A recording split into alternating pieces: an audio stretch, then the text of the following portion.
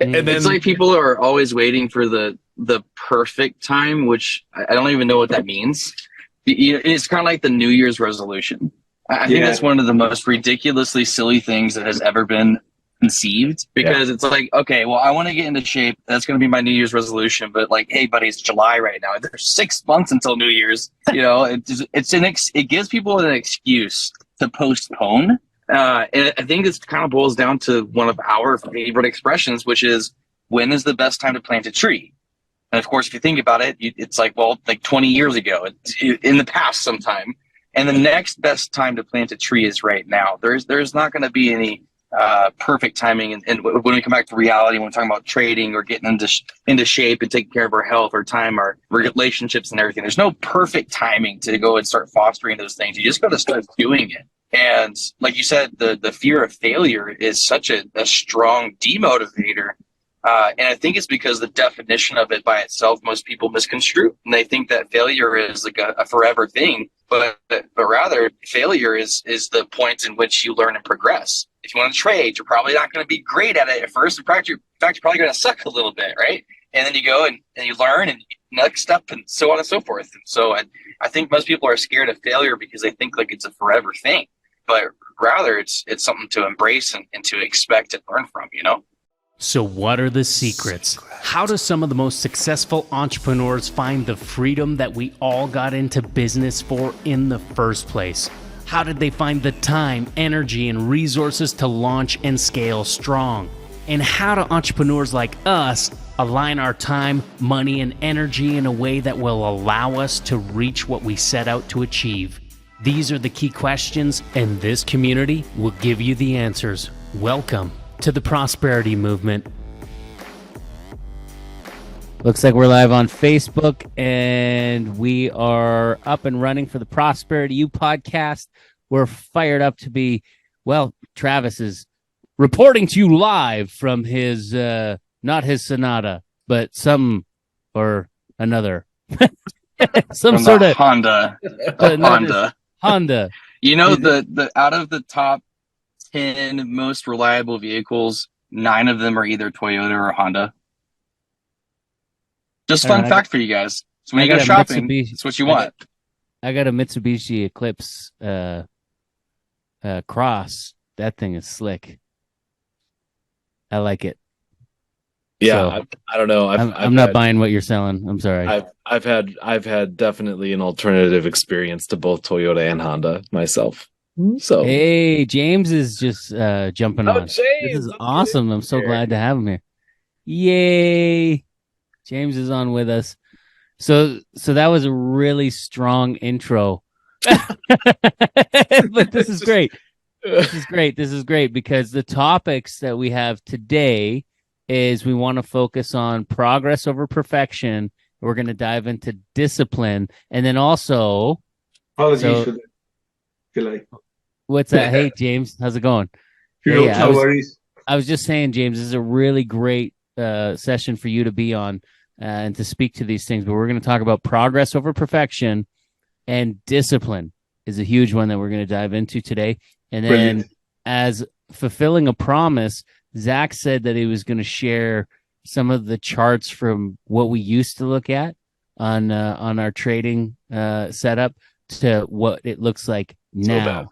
And James's maybe next week we can show some of James's charts with the entry level stuff, of course, because we hold on to the goodies, on the other side. But yeah, that'd be pretty fun.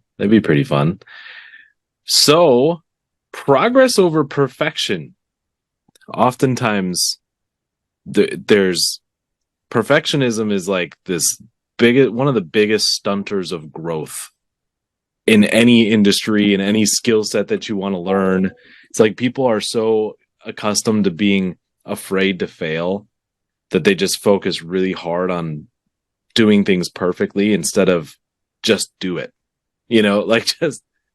Just start taking some action, and guess what? You may fail once or twice, right? Or even more. It's just part of the learning process. I love what you said there. That's the power of starting. Like, just do it today. Someday doesn't exist in the calendar, right? Like, do you see Right. someday anywhere on there? No. Hey, I want to get in shape. Oh man, I gotta get a gym membership. Drop and give me 10. Shut up. Hey, just do it now. Exactly. Start now. Yeah. Seriously. Hey, what are you, guy? Give us some push-ups. Let's go. Yeah. So I've heard so many times from so many people in my life, like family members. Oh yeah, I really ought to do that. I really ought to take that training or do that thing. And I'm just sitting here like, yeah, like when are you going to? Oh, I don't know. Sometime next year. Okay. What date? And then It's like people are always waiting for the perfect time, which I don't even know what that means. It's kind of like the New Year's resolution. I think that's one of the most ridiculously silly things that has ever been conceived, because it's like, okay, well, I want to get into shape. That's going to be my New Year's resolution. But like, hey, buddy, it's July right now. There's 6 months until New Year's. It gives people an excuse to postpone. And I think this kind of boils down to one of our favorite expressions, which is, when is the best time to plant a tree? And of course, if you think about it, it's like, well, like 20 years ago, in the past sometime. And the next best time to plant a tree is right now. There's not going to be any perfect timing. And when we come back to reality, when we're talking about trading or getting into shape and taking care of our health or time, our relationships and everything, there's no perfect timing to go and start fostering those things. You just got to start doing it. And like you said, the fear of failure is such a strong demotivator. And I think it's because the definition of it by itself, most people misconstrue. And they think that failure is like a forever thing. But rather, failure is the point in which you learn and progress. I mean, even if you're thinking about going and working out in the gym, a lot of people talk about, build up until you're until you can't pump your iron anymore, right? Like, go until failure. And then you take a break, and then you go until failure. And that's where you're actually making really rapid growth in the gym. And funny enough, learn how to do other things really good too. If you want to trade, you're probably not going to be great at it at first. In fact, you're probably going to suck a little bit, right? And then you go and you learn, and next step, and so on and so forth. And so I think most people are scared of failure because they think like it's a forever thing. But rather, it's something to embrace and to expect and learn from, What you're talking about is when people, like, because this is where people identify as that failure. So they're afraid to fail because if they fail, that's who they are, right? Mm-hmm. And that's the difference between the progress-minded versus the perfection-minded. The perfection-minded is that I need to get this good or I'm a failure. And the progress-minded, the ones that win a lot more, are the ones that are like, hey, if I fail, great. This doesn't define who I am, but I'm going to learn from it and I'm going to move forward. James, you had something you wanted to say? On the bottom of a document that I prepared for people who are getting into trading, the document is titled Steps in the Learning Process. The last paragraph says, psychology is huge, blah, blah, blah, failure. You only truly fail if you give up. Or fail to accept where you're going wrong. If you hit the targets required on a demo account, failing costs nothing. So you really only fail if you quit. That's good. Yep. That's good. And people quit because it's not perfect. Yeah. Well, look at all the marriages failing right now. It's not perfect. I'm done. The next one will be better. Yeah, your divorce rate goes up even double. Yeah. Anyways, I digress. So that's ultimately like progress over perfection. And even if we look at our own journey as an organization, right? Me, Brian, and Travis, we had a marketing agency. We dove deep into that last week. If you want to catch that, you go check that one out. But we started a marketing agency, and our mission was to help empower people to do more of the things they love with the people they love most. That was our mission. And then we discovered trading And we're like, well, this is a faster way to help people to accomplish our mission. Right. And we There's decided a lot more moving parts with business and marketing and stuff that we were trying to encourage people to do, because it truly was, entrepreneurship in general was a really viable, awesome way to produce time and financial flexibility and freedom, right? But like you're saying, there's what we've come to find is that trading is significantly more efficient, and I think for the vast majority of people more effective, because in business it's a highly competitive market, and in trading you're just competing against yourself. Don't be a bonehead. Right? Yeah. Don't give up on with bad days. And we started that with little progress points. We took action. I started learning how to trade while Brian, Travis, and Donald were basically running the agency without me. And then when I kind of proved the concept, if you will, well, then we stopped the agency completely, came over, started promoting trading. That was a transition though, because you started, and then I came, and I really was ramping up the whole, like bringing more people on board. Yeah, moving it, and then Travis was basically taking care of it. Travis was the last one to come over. Yeah. And then we just took action, and it was not perfect by any means. And then eventually we were like, we need to take another piece of action here, which is not to be in this other organization, but to have our own. And so that was the next and step. Then James, came part of the picture. That was fun. Yeah. That was like a big, I remember when we had to figure that out too, because James came with a nice price tag that we didn't have at that time. It was juicy. It was juicy.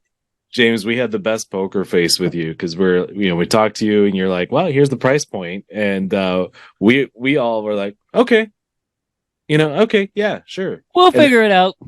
And then we get off the phone with you. All right, guys, what are we going to do? What are we going to do? Like, we don't nowhere near. Like, how do we do this? Yeah. We're good, but like not enough to pull out that much right now. So that was fun. And then here's the acid test question then. Was it worth it? Heck yeah. Oh yeah. Tell the truth. It was super incredibly worth it. Like, not just for us, but for the community, like for everyone. It was and the excitement of, like, I remember all the things that we had to do to build that, because I mean that's what kind of we had to take what we had learned from marketing to shape the proper offer to make it all make sense. And I mean, we had a solid, like, we had signed up 50 people with that organization before. So we had a solid list of people that were going to want to do what we had. And we found a way to make the payments to be, lower than what was at the time, what we were paying monthly that was supposed to be a lifetime. However, there were some people that couldn't get, how did that whole finance partner and all that stuff, like all that stuff came? Travis. Oh yeah. Because the finance partner we had with the previous, with our agency. So that was already there. I think we started it tail end of the agency. Yeah. Tail end of the agency. We were using the finance partners.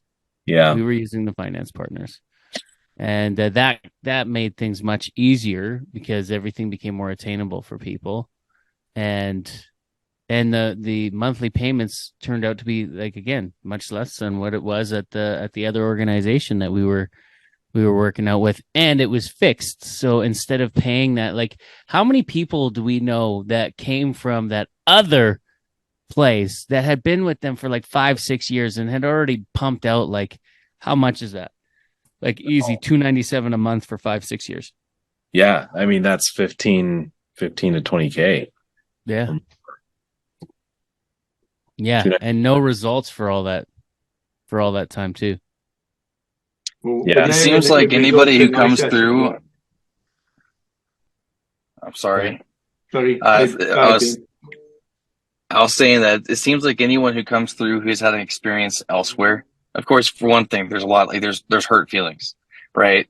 but it seems like most people are getting burned between like $10,000 and $20,000 before they, you know, move on to something different, you know.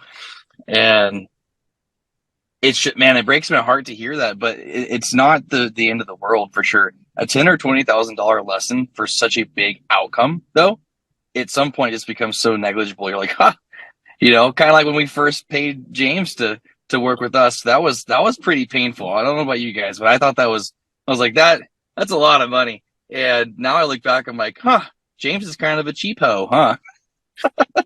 So I'm just kidding, obviously. Throwing in some dark humor there. Yeah, But I had a 20K in one 10-minute session once. That was like and Yeah. the cool thing is that everything that we have now derived from that experience, so that it would never happen again. And yeah, phase 2, that's not, I don't think that's an even possibility in phase 2, is it, James?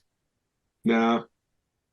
Last I think month. it's all sort of obvious, but you know, I've been doing it for a while, so we've yet to be caught out. And if anyone's in who's on the live sessions, we've not been caught out in terms of where we want to go, what we want to do, what we want to take. We're just taking pips. So, you know, you calling it Pips on Demand, very good name. I would have called it Pips on Tap on Demand. That's close enough. I'm happy with that. Yeah. I think pod might sound a little bit better than pot, though. So probably, yeah. Strategy. No, yeah, it's actually, we have systems and processes to make it impossible across the board. Protection up the wazoo, you know, like just everywhere.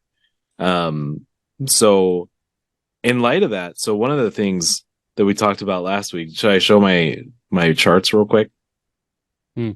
Yes. Okay. Yes. Yeah, one of the things that we talked about last week was about the journey of, you know, we started a trading strategy, partnered with a guy, and ended up being very, very challenging for people because of how confusing it was. So I want to share my screen and show you guys exactly what this chart looks like. I think it's pretty comical, to be honest. Let's see. We move all this stuff out of the way, share screen. So this is what it used to look like. I'd have two screens up. Am I even on the same chart on both these screens? Euro USD. Yeah, I am. So, and I'd have this chart up at all times. We've got like 3 indicators on the left at the top, plus these 2 underneath. And then we've got a bunch of EMAs at the top, and then these 2 underneath. And actually, I believe I had 2 more. I just couldn't remember what they were. So this is what we'd be looking at. And we'd be looking at 3-minute candles. So super, super slow. This is how we played the game. Now, for those of you that are members, you know that we talk a lot about behavior versus indicators. And I looked at our course that we had for this strategy, and guess what it did? It was talking primarily about market behaviors, but it was doing it in a much less effective way. Now, if I were to compare that to what I use now, this is what I used to trade. Okay. Now I'll show you what I use to trade now, myself personally. This is all I got. I got 1 indicator on top, 1 indicator on the bottom. That's all I got. Nice to see a MACD. Oh, heck yeah. MACD is a must. So huge difference. And so can we just describe what we were looking at for those that were that are listening to this and not seeing it? So like how many indicators was the first one? How many indicators was Yeah, thank you. So the first one, we basically have 2 charts. That's the same currency pair. In this case, we're looking at Euro USD on 2 charts side by side. At the top of the left chart, we have a variety of Bollinger Bands, a variety of support and resistance lines that are auto-populated through this indicator, and even some little arrow signals to try to indicate which direction the market wants to move. And then underneath that, we have a stochastic indicator. And underneath that, we have RSI indicator. And then on the right-hand side, with the candles, we have a bunch of EMA lines. And James would hate these EMA lines, by the way, because these are the silly numbers, not James's EMAs, but these are the silly random EMAs, like 200 and like whole numbers. I know James hates that. This is what we learned, at the time. And then underneath that, there's a stochastic RSI. And then underneath that, there's the TDI, which I used to love, love, love, love. And so this was our setup. It was a bunch. What is that? 1, 2, How 3, do you even 5, 6, focus? 7, 8. Yeah. That's 8 of them. 8. Now, this isn't to say that this wasn't effective. You made quite a bit of money with it, right? But it's like the difference between, do you guys know how a Model T is driven? Like how many different levers and different types of gear settings and stuff that you have? It's a very complicated way to drive. Didn't mean that Model T didn't drive you to different places, right?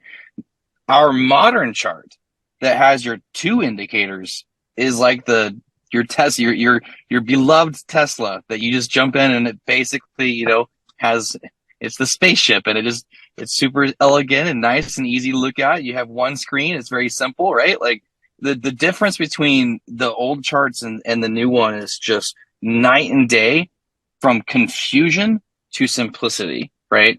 Yeah. And as we've learned, not only in business, but specifically in trading, if you confuse, you'll lose. So we have to make it as simple as possible. And this is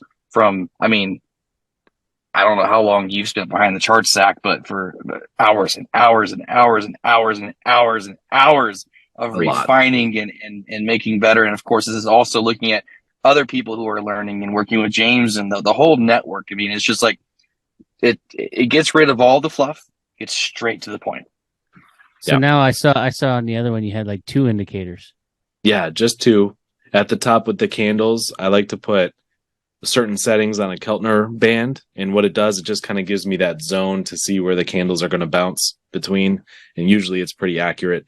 And then underneath that, I have a MACD, which there's a few reasons to use the MACD. Number one, it replaced my TDI, so I did love the TDI when I was using it.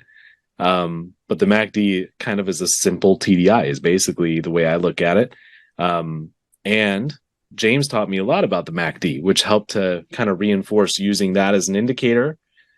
Also, it's used to prep people for James in phase 2. So they're already familiar with the MACD and how it works and how it functions. It's such an easy transition then to be familiar with James's strategies down the line after phase 1. So there's a few strategic things. And we have some students that go naked chart and all that kind of stuff now. Like yeah, we even have a drill for naked chart drill. So what it does is it just kind of helps you to recognize the candles and the patterns there, how they behave. It gets you familiar with that, and then when you add an indicator to help highlight those behaviors, all of a sudden you're like, oh my gosh, this is so easy to read. Mm-hmm. And it starts to click. So good. Yeah. So good.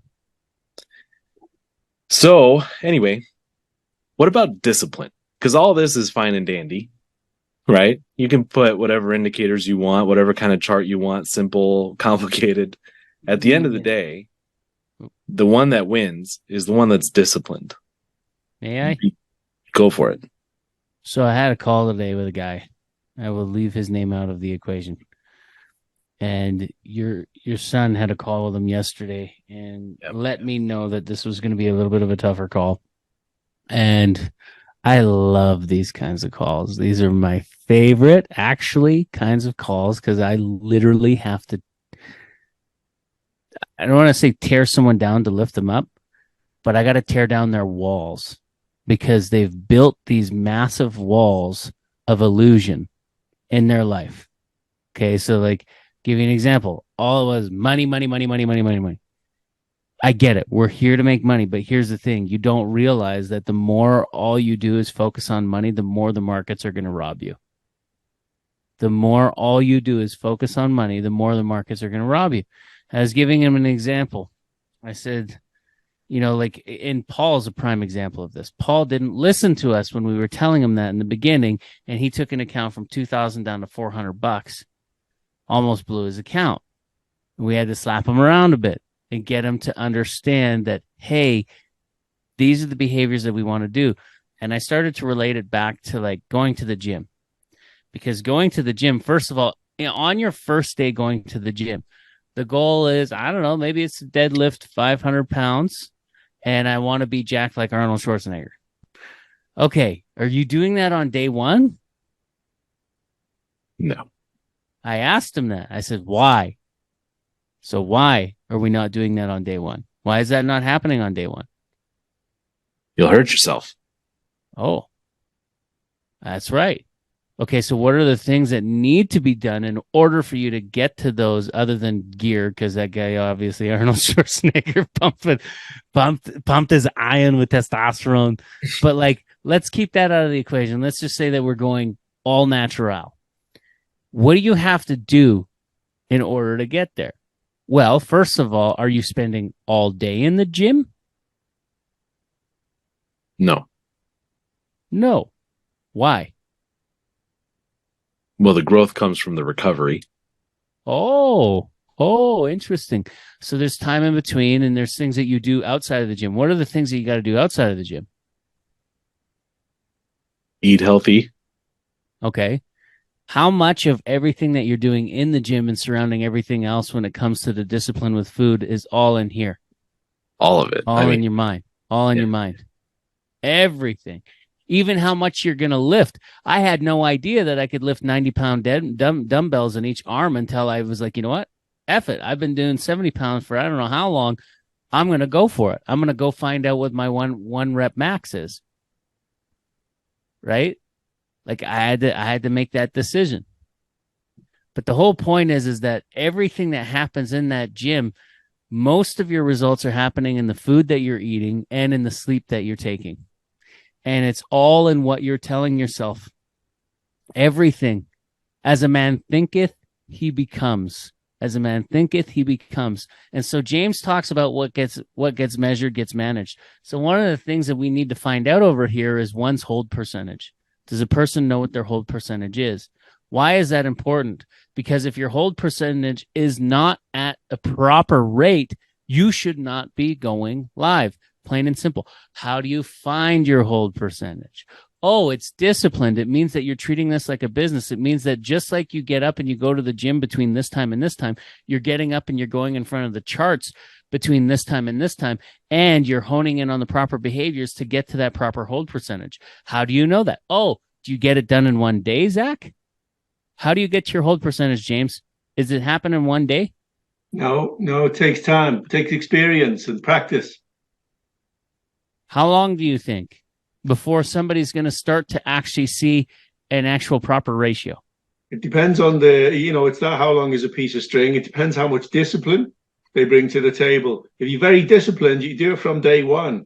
But if you come with bad habits and lack of discipline and impatience, it's going to take time before you realize that's going to hurt me and I need to be more patient and disciplined and follow the rules I've been shown. It can be in as quick as one day, or it can take 3 to 6 months. I've got one guy that follows me and he's still stuck at it after 2 years. And he said, I keep forgetting. What do you do? Well, and here's the thing though, too, is that what I heard there as well is, okay, it could take one day, but that means that one day you're doing how many sessions, right? You might be collapsing timeframes by deciding to do however many sessions in a day. But the whole point is the discipline surrounding the fact that I am labeling this as a session. This is a session. So, for example, again, coming back to the gym, I'm starting to see those results. I'm getting closer. I just tacked on an extra 20 pounds on each dumbbell on each arm. I've been going at this for 6 months, but I've been going every day, not every day, but like 3 to 4 times a week for 6 months, right? I'm making a point of doing that. My ratios are good for showing up and my ratios are good for putting in the work, plain and simple, right? So how do you get there? Well, you can't get a ratio without doing X amount of, like, out of 10. What is your ratio? What is the hold percentage that we want to get to there, James, before we go live? At least 1.2. I want a 1.2 times hold percentage. So if your average loss is 10 pips, I want average win of 12 from you.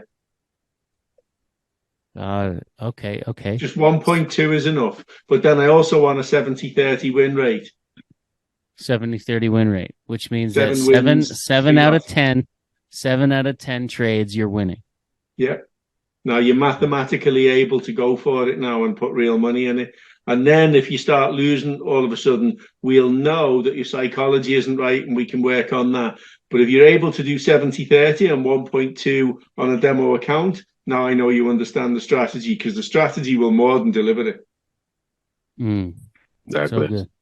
How in phase one, Zach? How do we calculate your hold percentage on that one? So we just look at win rate. There's not really much of a hold. I'm not too familiar with hold percentage. I got to get into more Forex stuff, so I apologize. But Well, actually, I learned that from casinos. I worked in casinos in South Africa, and they have a hold percentage. So, it's an accounting thing. I was the accountant, not a croupier.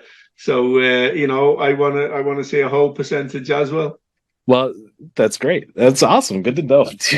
James, you're just like We are counting cards. you're an onion, man.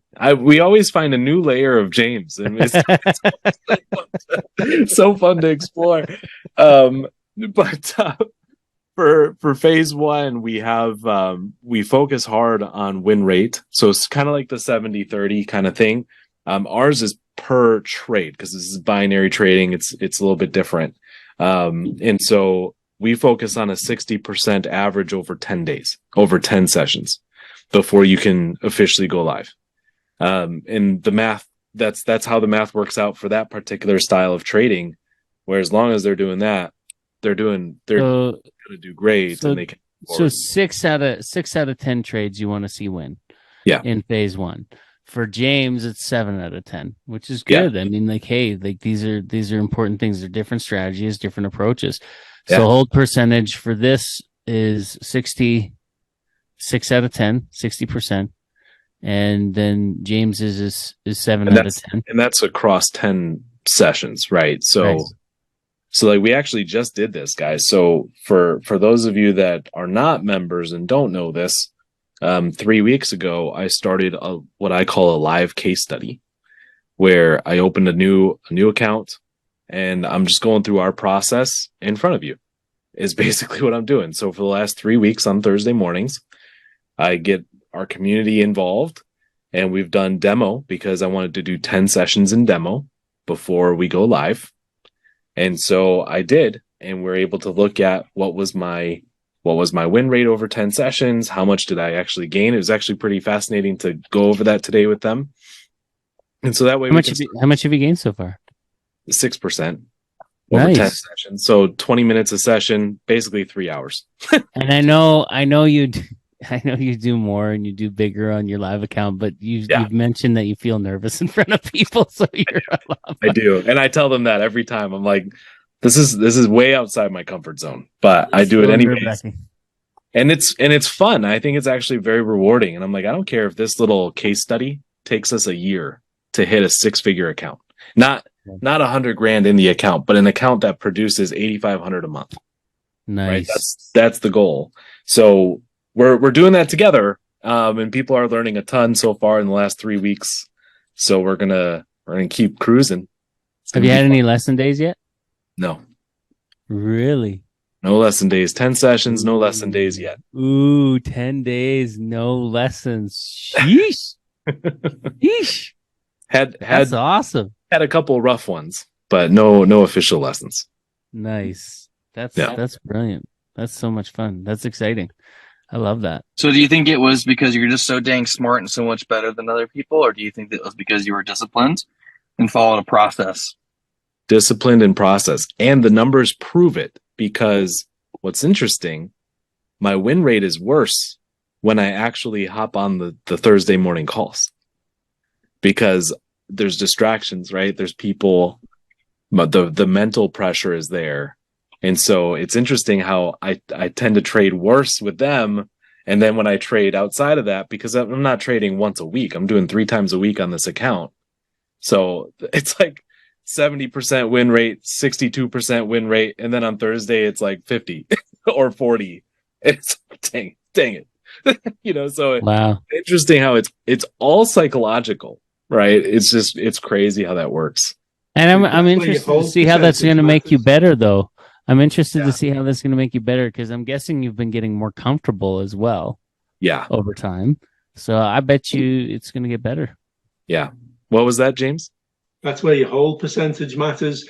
You could have a strategy that gives you a less than 50% win rate, but so long as the strategy is right, you'll win more than you lose if your hold percentage is right. Hmm. Yeah, I need to see how we can implement hold percentage in phase 1, because that'd be great. So I'm gonna be doing that, making a note. Love it. Love it. Love it. So good, man. That's brilliant. And so I like understanding the 1.2, James, you're saying 1.2 means that you're gaining 12 pips and not losing more than 10. Yeah. So your average loss over X amount of trades is not more than 10. So your average gain must be 12 or more to give you a 1.2 times hold percentage. In fact, if you've got a 50-50 win rate and a 1.2, you're laughing. If you've got better than a 50-50 win rate, you will end up with more than 1.2 off that, if 1.2 is your worst case. Awesome. Awesome. And it sounds like the calls, because you're doing like 8 calls a week now, are you? With us? One of them's educational. Load of Monday's educational because I don't trade on a Monday.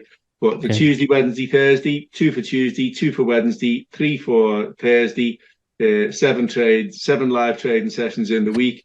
1 still to go for tonight, and we're only winning pips on them. Sometimes we watch a market go in a direction for sometimes, like today, we watched it trickle down, down, down. I said, I'm not taking that. I don't want to sell for these reasons. I'm waiting to go long. Then we got our long signal. The same thing happened on Tuesday. We got our long signal, and it was a really nice, easy, relaxed, no pressure trade for 30, 40 pips and more without pressure. The GU Todd today, we traded the GBP USD. There was it's the Todd, a time of day trade. It signaled long. We had a 10 pip stop. It never went near it at all. It stayed in positive from the word go. I had a 20 pip target to begin with because that's what it's meant to be. I increased it to 35 at one stage, but it was faffing, so I brought it back to 20 and let it go there so that we could go on with the NAS. But it did go all the way to the 124.40 that we were looking for just later on, and because we were trading more than one markets, I didn't wait for it. But it was relaxed, it was easy, it was it's going to break that line, so we'll place an order to go long there. And when it breaks that long, we're in without having to do anything, and we'll measure and manage it all the way up. Really nice and easy. And so you basically like 20 pips. Did you scale at all in that, or it was just I didn't on that pip? one. I scaled on the NAS. I don't usually on the GU. I'm not a big that's the only currency trade I take in the week these days, just the GU Todd. But otherwise, I'm a NAS or a DAX trader. J40 or US 100 and the Dow tonight, and they deliver. I just took 20 pips on the Dow off the last signal. Guy will be able to confirm for you it is a signal. Now I'm looking for it to run up ahead of our next Todd after 8 p.m. and it's doing it. Wow. That's powerful. So why don't every move is predictable and predicted, or we're not taking it. I love that. That's what's so much fun about like being on those calls and seeing is that you're literally calling it out before it happens, which is really, really fun to listen to. Why don't you kind of explain the scaling in deal?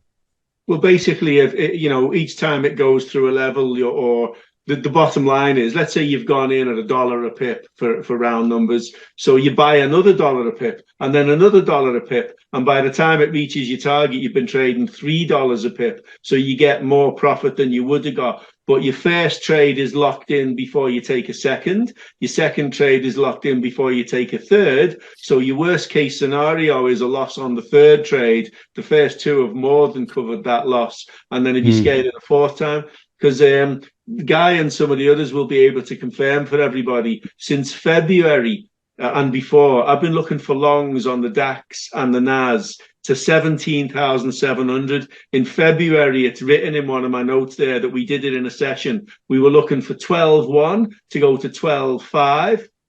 And then 13 and obviously 14. And we expected some faff in between 14 and 15,000. But reaching 15,000 gives us access to my high target of 17,711. And Guy could confirm that in the chat. And as at now, both the DAX and the NAS have aligned. They're at 15.8. So I've been scaling in to a couple of longer term swing trades from 15,000. So all of those at the minute are locked in at 15.5 on both. If we come back there, I'll come out, but with a hell of a profit. If it keeps going, I'll keep scaling. And by the time it gets to 17,711, we're talking a hell of a chunk of change, like more than you gave me to join you anyway. So That's awesome. Heck yeah. And just so everybody knows, James starts with $50 lot sizes. So when he goes, like, I've heard some of your guys' plays are like, some of them can be 15, 20 pips. Some of them can be all the way up to like 1,200 pips. Now, in full disclosure, these swing trades, because I leave them open overnight and over weekends, they're not at $50 trades, but they're decent. I'm happy with them. Some of them might be $2, some of them might be $5, but they scale at 5 and 10. So as at now, there's a chunk of change riding on the DAS and the DAX, the NAS and the DAX, and they're going. They're 800 pips to the good from the first entries. And there you go. Guy confirms my 17,711. There you go. So I got 17.5 pips on Euro USD today. Biggest single trade I've had. Yeah, okay, that's cool. Well done. Euro dollar pips is good pips. One of the biggest trades I've ever gotten in phase 2 is a 1,200. 1,200 was a big drop. That was the biggest drop I've ever seen in my life. And there were 3 pushes in that one. I want to clarify a couple things for those of you that are not involved with trading yet. Some of that might have seemed pretty gibberish like for you.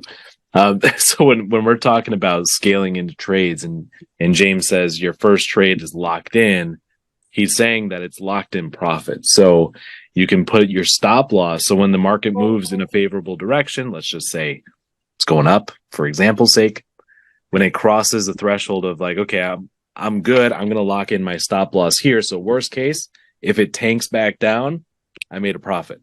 That's locking it in. When you get that locked in, assuming good market behavior, you put in your second trade. Yeah, the stop loss trails up. The stop loss trails up to that position means I locked in. It could have been 10, 20, 30 pips. And then what James is saying when he's scaling in is stop loss is put into position and he's taking another position from that point on. So that $50 just turned into $100 per pip. And so then he goes up, let's say another 10, 20 pips. And then he's going to drag his stop loss up to there because typically every move, like starting move, like if you know the strategy, typically there's going to be about 2 to 3 pushes, which means that there's 2 to 3 opportunities for you to scale in and double it down. Okay, so and that means you're also protected because you've pulled in your stop loss. Anyway, that's your scaling method. We have students that trust James so much. Okay, James starts at 50. He started with $50 lot sizes. If I remember the story correctly, James, you had said the first time you ever traded, you thought you were just risking $50 in total. You had a $5,000 account, and you thought that was it, not realizing that one pip was $50, and you had woke up to $15,000 the next day. Said, "Oh my gosh, wouldn't have." I came back from lunch. 2 hours, 5,000 euros, 5,000 euros it was. And I have traded more. I used to trade £100 a pip. I've come down because I'm getting sort of geriatric now and calming down a bit, so about my maximum now. But scaling in, I could have like $200 or $300 to go on a trade, Right. Yeah, per pip. Yeah, but so you came back and you were like, and you exited not realizing, and you're like, oh my gosh, that could have went the other way. And but then you were like, but wait a minute, what if I can do that over and over and over again? And then that year you bought out your boss's company, and then it didn't take long, 3.5 million pound facility, and all with your trading profits, which is huge. But we have students that trust you so much that they're doing like $200 lot sizes. Yep. Yeah, and they're making a rake of pips and money generally. Like there's one guy, I think I showed you the picture, £90,000 in 2 weeks or something. It's there's some silly money to be made from it, but I don't advocate it as being a get rich quick scheme. I advocate it as being a do it properly, do it sensibly, and let the pips and the money come to you. We have a gates system.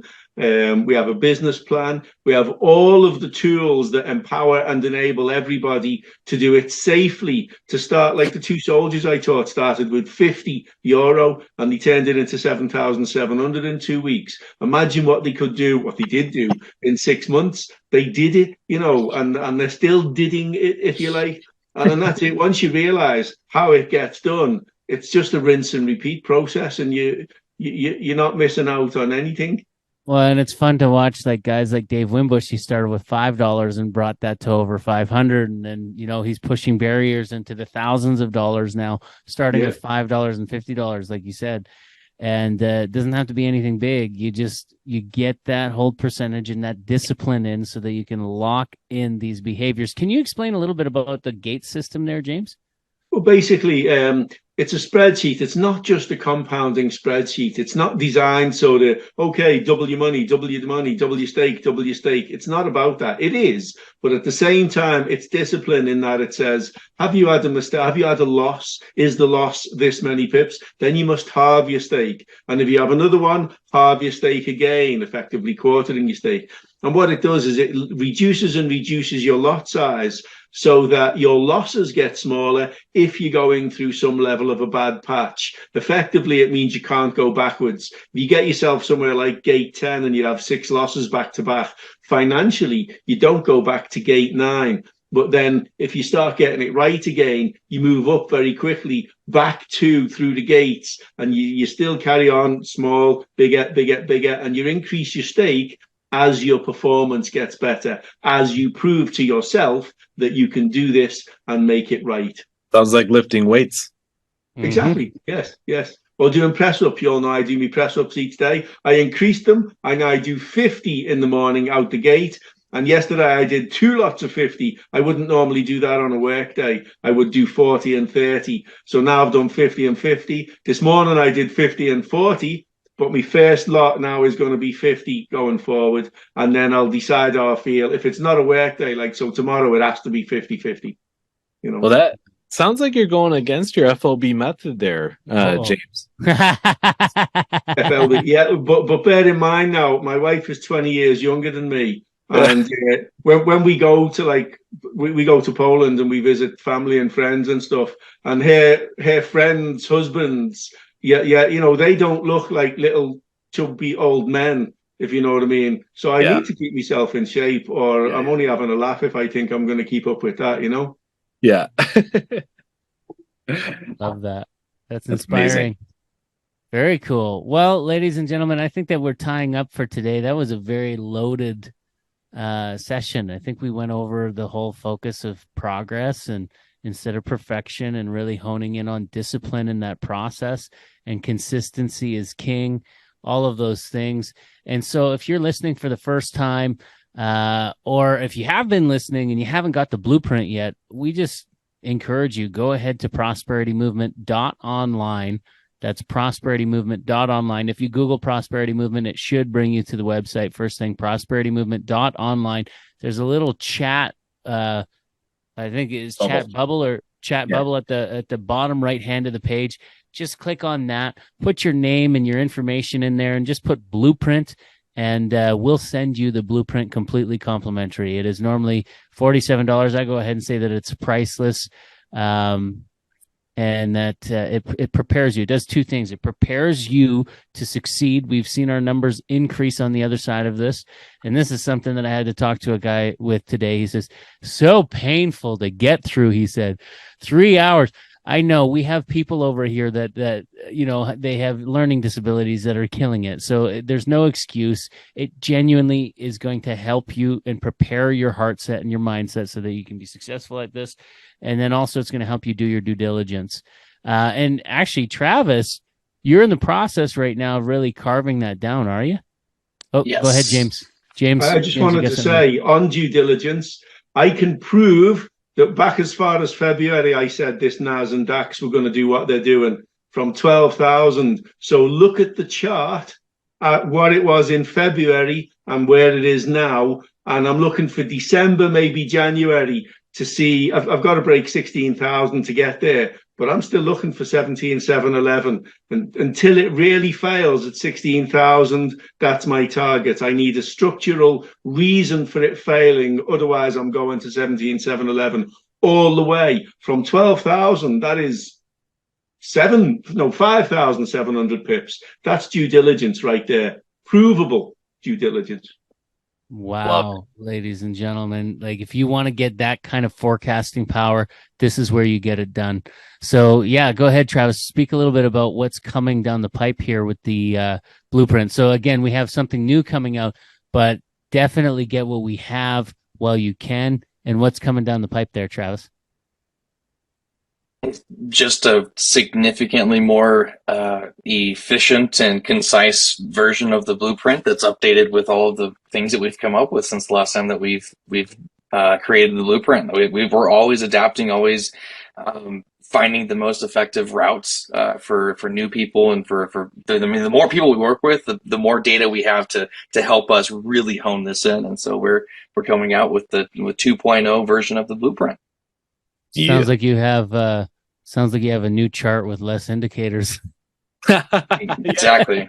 That's awesome. Very cool. That's it from us, ladies and gentlemen. We look forward to seeing you next week. Love y'all. Bye. Thanks, Bye. everyone. Bye-bye. Bye for now.